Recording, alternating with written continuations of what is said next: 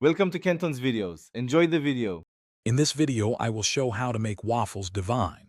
First, combine 1½ cups of all-purpose flour, 2 tablespoons of sugar, 2 teaspoons of baking powder, and 1/4 teaspoon of salt in a large bowl.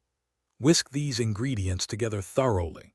This step is crucial for preventing lumps and ensuring that your waffles rise evenly and have a consistent, delightful texture. It sets the foundation for truly divine waffles.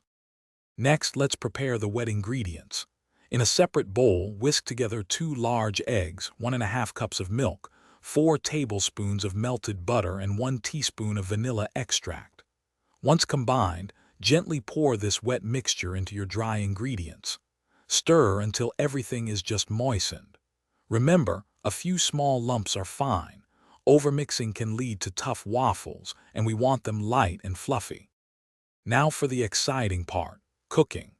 Preheat your waffle iron to a medium-high setting and lightly grease the plates to prevent sticking.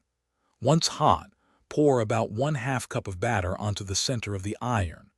Close the lid and cook for approximately 3 to 5 minutes, or until the waffles are beautifully golden brown and steam is no longer escaping. This indicates they are perfectly cooked and ready to enjoy. Your divine waffles are ready. Serve them immediately with your favorite toppings, whether it's fresh berries, a drizzle of maple syrup, or a dollop of whipped cream.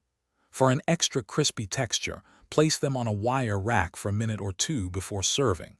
Don't forget to check the description below for a link to the Owala water bottle and other great deals to enhance your kitchen experience. Enjoy every delicious bite. Thanks for watching. Consider subscribing if we helped you.